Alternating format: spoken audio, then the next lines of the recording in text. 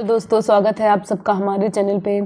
दोस्तों जैसा कि आप सबको पता है कि हम अपने चैनल पे आप सबके कॉम्पिटिटिव एग्जाम्स में जो भी जीके एंड जीएस पूछा जाता है उसकी प्रॉपर तरीके से और कंप्लीट तैयारी करवा रहे हैं। दोस्तों अगर आप अभी तक हमारे इस चैनल पे नए हैं और आपने अभी तक चैनल को सब्सक्राइब नहीं किया है दोस्तों, तो प्लीज़ सबसे पहले जाइए और जा करके चैनल को सब्सक्राइब कर लीजिए।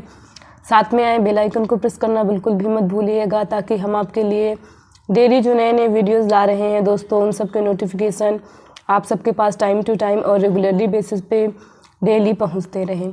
तो दोस्तों आज के हमारे टॉपिक का नाम है मराठा राज्य 1674 ईस्वी से 1720 व मराठा राज्य संघ 1720 से 1818 ईस्वी। तो दोस्तों इससे पहले मुगल काल चल रहा था जो कि समाप्त हो गया है। तो आज हमारे नया टॉपिक शुरू होगा। तो चलिए इससे रिलेटेड क्वेश्चन को सॉल्व करते हैं।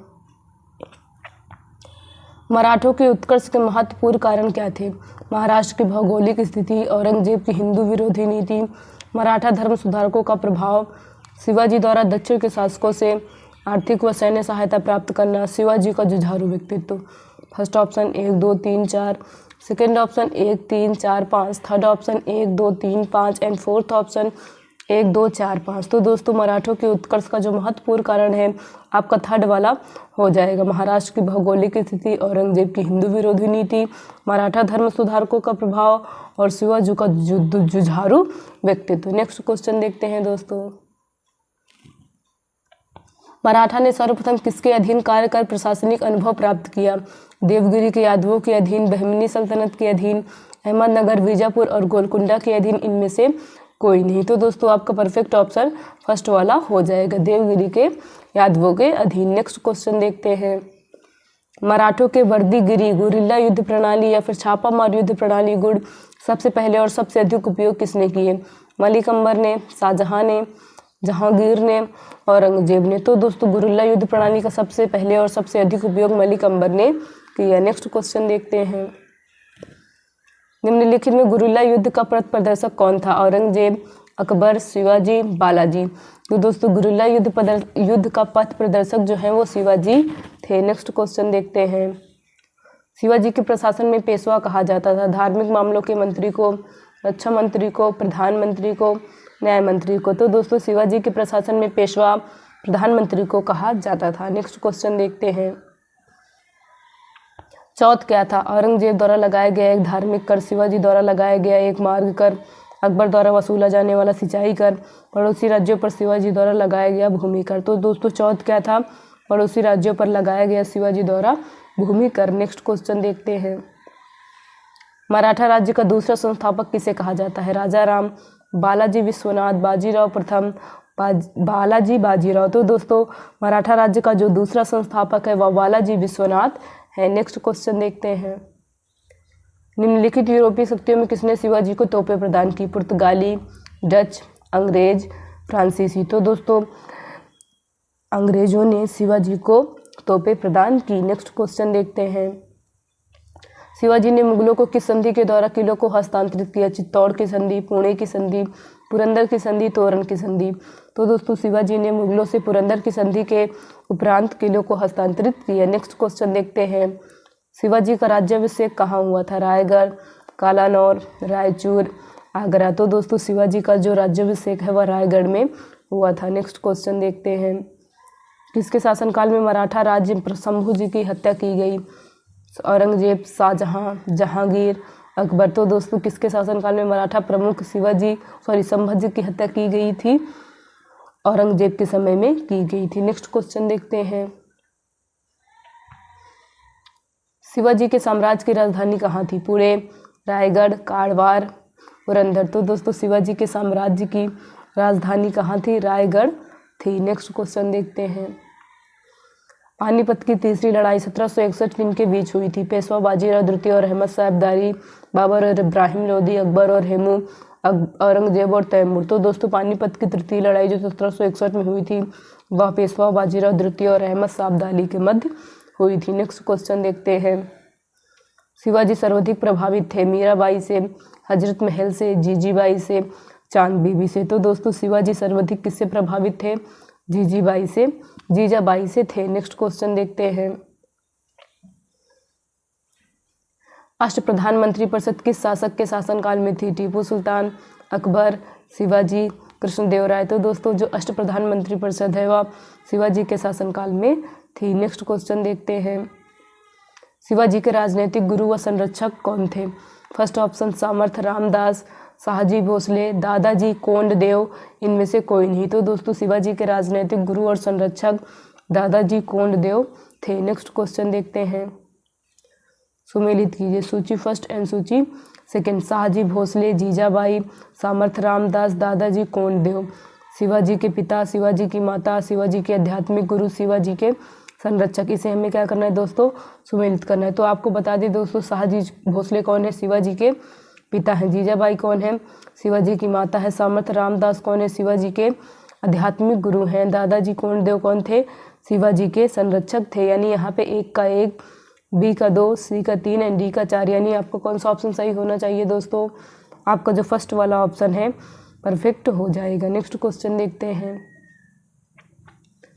शिवाजी को कर्म दर्शन का उपयोग उपदेश देने वाले एवं शिवाजी के पुत्र संभाजी को मराठों को संगठित करने और महाराष्ट्र धर्म को प्रचारित करने का उपदेश देने वाले मराठा संत थे? सामर्थ रामदास, तुकाराम, एकनाथ, इनमें से कोई नहीं। तो परफेक्ट ऑप्शन आपको दोस्तों सामर्थ रामदास हो जाएगा। नेक्स्ट क्वेश्चन देखते हैं, दास बोध के रचनाकार हैं? तुलसीदास, सूरदास, कबीरदास, सामर्थ रामदास। तो दोस्तों दास बोध के जो रचनाकार हैं वह सामर्थ दास है। नेक्स्ट क्वेश्चन देखते हैं, लॉर्ड वेलेस्ली की सहायक संधि को स्वीकार करने वाला पहला मराठा सरदार था? पेशवा बाजीराव द्वितीय, रघुजी भोसले, दौलत राव सिंधिया, इनमें से कोई नहीं। तो दोस्तों लॉर्ड वेलेस्ली की सहायक संधि को स्वीकार करने वाला पहला मराठा सरदार पेशवा बाजीराव द्वितीय था। नेक्स्ट क्वेश्चन देखते हैं, सरजमी प्रथा किससे संबंधित थी? मराठा भू राजस्व व्यवस्था से, तालुकदारी प्रथा, कुतुबशाही प्रशासन, इनमें से कोई नहीं। तो दोस्तों सरजमी व्यवस्था जो है वो किससे संबंधित थी? मराठा भू राजस्व व्यवस्था से थी। नेक्स्ट क्वेश्चन देखते हैं, वह कौन सेना नायक था जिसे बीजापुर के सुल्तान ने 1659 में शिवाजी को जिंदा या मुर्दा पकड़ कर लाने के लिए भेजा था? इनायत खां, अफजल खां, शाइस्ता खां, सैयद बंदा।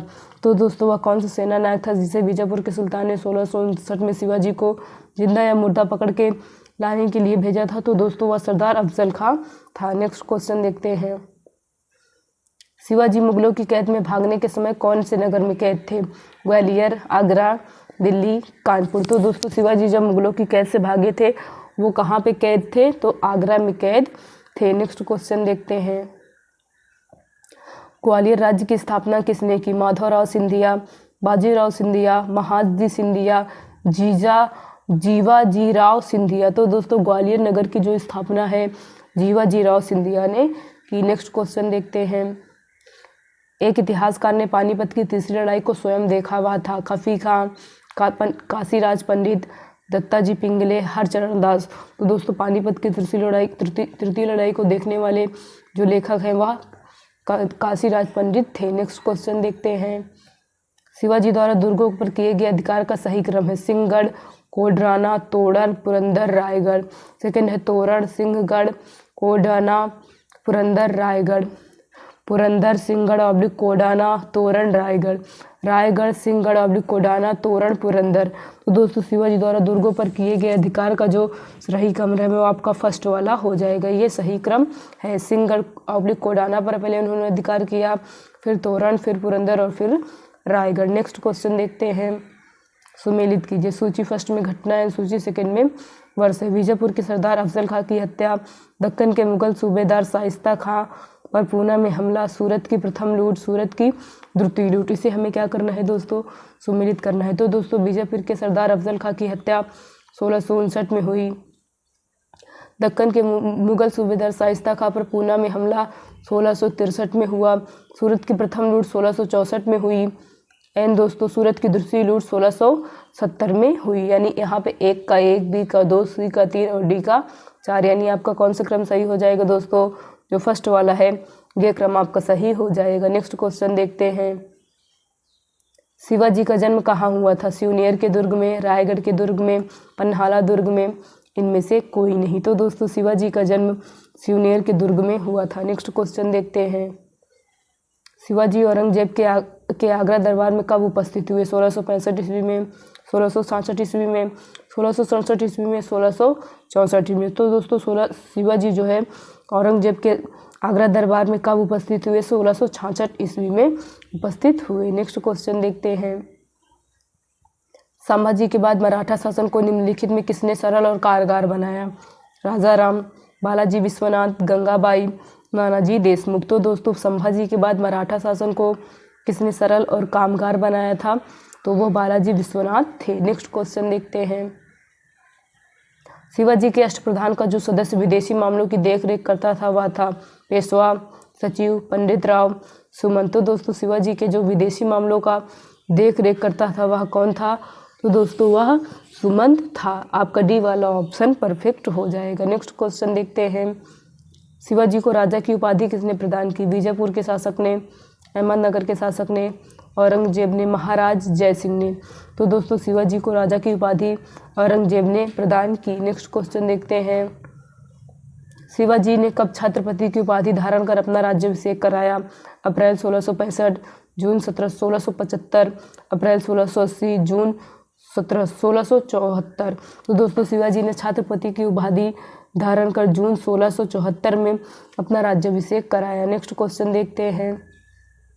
काशी के किस प्रसिद्ध विद्वान ने शिवाजी का राज्याभिषेक किया? फर्स्ट ऑप्शन श्री विश्वेश्वर जी, गंगा भट्ट, गुरु रामदास, श्री विश्वनाथ शर्मा, इनमें से कोई नहीं। तो दोस्तों काशी के किस प्रसिद्ध विद्वान ने शिवाजी का राज्याभिषेक किया? तो वह श्री विश्वेश्वर जी गंगा भट्ट थे। नेक्स्ट क्वेश्चन देखते हैं। अपने राज्याभिषेक के उपलक्ष्य में शिवाजी ने क्या नहीं किया? अपनी एक मुहर बनवाई, एक नया सामंत चलाया, क्षत्रिय कुल वत्समा, क्षत्रिय परिवारों का आभूषण एवं हैदव धर्मोद्धारक, हिंदू धर्म का उद्धारक की उपाधि धारण की। एंड फोर्थ ऑप्शन सभी प्रकार के कर हटा दिए। तो दोस्तों शिवाजी अपने राज्याभिषेक के उपलक्ष्य में क्या नहीं किए थे? तो दोस्तों आपका जो परफेक्ट ऑप्शन है वो क्या हो जाएगा? डी वाला हो जाएगा। नेक्स्ट क्वेश्चन देखते हैं। शिवाजी का अंतिम सैन्य अभियान था कर्नाटक अभियान, सलेहेर का अभियान, जंजीरा के सिद्धियों के विरुद्ध अभियान, कोडांगा का अभियान। तो दोस्तों शिवाजी का अंतिम अभियान कौन सा था? तो दोस्तों कर्नाटक अभियान था। नेक्स्ट क्वेश्चन देखते हैं। शिवाजी को पहाड़ी चूहा या साहसी डाकू की संज्ञा किसने दी? जय सिंह, अफजल खां, औरंगजेब, इनमें से कोई नहीं। तो दोस्तों शिवाजी को पहाड़ी चूहा और साहसी डाकू की जो उपाधि है वो किसने दी थी? औरंगजेब ने दी थी। नेक्स्ट क्वेश्चन देखते हैं। शिवाजी के समय में अष्टप्रधान कहा जाता था। 8 विद्वानों की सभा को, 8 सर्वाधिक बहादुर सैनिकों को जो शिवाजी के अंगरक्षक होते थे, 8 मंत्रियों की एक परिषद को, शिवाजी के 8 महत्वपूर्ण सलाहकारों को। तो दोस्तों शिवाजी के समय में अष्टप्रधान किसे कहा जाता था? 8 मंत्रियों की एक परिषद को। नेक्स्ट क्वेश्चन देखते हैं। सूची फर्स्ट को सूची सेकंड के साथ सुमेलित कीजिए। सूची फर्स्ट में अष्टप्रधान के सदस्य और सूची सेकंड में उसका अर्थ है। मजूमदार या फिर अमात्य, वाक्य नवीस या फिर मंत्री, सुमंत ऑब्लिक दबीर, सुनवीस या फिर सुरनीस या फिर सचिव। इसे हमें क्या करना है दोस्तों? सुमेलित करना है। तो देखते हैं दोस्तों। मजूमदार या फिर अमात्य कौन थे? वित्त एवं राजस्व मंत्री थे। वाक्य नवीस या फिर मंत्री कौन थे? गृह मंत्री थे। सुमंत या फिर दाबीर विदेश मंत्री थे। एंड सुनवीस सुरनीस सचिव कौन थे? शाही पत्र विभाग का प्रधान। यानी यहाँ पे भी ए का 1, बी का 2, सी का 3 एंड डी का 4। तो कौन सा ऑप्शन सही होना चाहिए दोस्तों? आपका फर्स्ट वाला ऑप्शन परफेक्ट हो जाएगा। नेक्स्ट क्वेश्चन देखते हैं। सर्रे नौबत का अर्थ था सेनापति, धर्म मंत्री, विदेश मंत्री, गृह मंत्री। तो दोस्तों सर्रे नौबत का अर्थ क्या था? तो सेनापति था। नेक्स्ट क्वेश्चन देखते हैं। शिवाजी की भू व्यवस्था के संदर्भ में क्या सत्य है? शिवाजी ने रस्सी द्वारा माप के स्थान पर काठी एवं मानक छड़ी का प्रयोग प्रचलन किया। भू राजस्व लगान की दर आरंभ में कुल उपज का 33% थी, जो बाद में बढ़कर 40% कर दी गई। शिवा ने जमींदारी व जागीरदारी का विरोध करते हुए रैयतवाड़ी व्यवस्था को अपनाया। उपयुक्त सभी कह रहा है कि शिवाजी के भू राजस्व संदर्भ के विषय में कौन सा सही है? तो दोस्तों उपयुक्त सभी, ये तीनों ही कथन शिवाजी की भू राजस्व व्यवस्था के संदर्भ में सही है। नेक्स्ट क्वेश्चन देखते हैं। चौथ मुगल क्षेत्रों में भूमि एवं पड़ोसी राज्यों की आय का चौथा हिस्सा या फिर 25% होता था। इस वर्ष को किस वंश के शासकों ने वसूला? राजपूत वंश, मराठा वंश, सिख वंश इनमें से कोई नहीं। तो दोस्तों चौथ क्या कहते हैं, किस वंश के शासकों ने वसूला था? चौथ कर मराठा वंश के शासकों ने वसूला था। नेक्स्ट क्वेश्चन देखते हैं, सरदेशमुखी की वसूली शिवाजी इस आधार पर करते थे कि वे महाराष्ट्र के पुश्तैनी सरदेशमुख प्रधान मुखिया हैं। सरदेशमुखी राजस्व का कितना प्रतिशत होता था? 10%, 25%, 20%, 33%। तो दोस्तों सरदेशमुखी राजस्व का कितना प्रतिशत होता था? 10% होता था। नेक्स्ट क्वेश्चन देखते हैं, मराठा काल में स्थायी घुड़सवार सेना का अस्थायी घुड़सवार सेना कहलाती थी। मराठा काल में स्थायी घुड़सवार सेना अस्थायी घुड़सवार सेना कहलाती थी। पागा ऑब्लिक बरगीर एवं सिलहदार एवं पागा ऑब्लिक बरगीर, पागा एवं बरगीर, बरगीर एवं पागा। तो दोस्तों मराठा काल में अस्थायी घुड़सवार सेना और अस्थायी घुड़सवार सेना पागा ऑब्लिक बरगीर एवं सिलहदार कहलाती थी। नेक्स्ट क्वेश्चन देखते हैं, मराठा कालीन घुड़सवार सेना में एक हवलदार के अधीन कितने घुड़सवार होते थे? 25, 5, 20, 15। तो दोस्तों मराठा काल में एक हवलदार के अधीन 25 घुड़सवार होते थे। आज के लास्ट क्वेश्चन की ओर चलते हैं दोस्तों, मराठा कालीन पैदल सेना में एक नायक के अधीन कितने पायक या फिर पैदल सैनिक होते थे? 9, 3, 15, 25। तो दोस्तों मराठा काल में एक नायक के अधीन कितने पैदल या फिर पायल सैनिक होते थे? तो दोस्तों 9 होते थे। तो दोस्तों मराठा राज्य का ये जो फर्स्ट पार्ट है यहीं पे समाप्त होता है। इसके नेक्स्ट पार्ट को हम अपने नेक्स्ट वीडियो में लेकर आएंगे। दोस्तों चैनल पे नए हैं तो प्लीज़ हम आपसे बार बार कहते हैं कि प्लीज़ सबसे पहले जाइए और जा कर के चैनल को सब्सक्राइब कर लीजिए, साथ में आए बेल आइकन को प्रेस करना बिल्कुल भी मत भूलिएगा, ताकि हम आपके लिए डेली जो नए नए वीडियोज़ ला रहे हैं उन सब के नोटिफिकेशन दोस्तों आप सबके पास टाइम टू टाइम और रेगुलरली बेसिस पे डेली पहुँचते रहें। थैंक यू दोस्तों।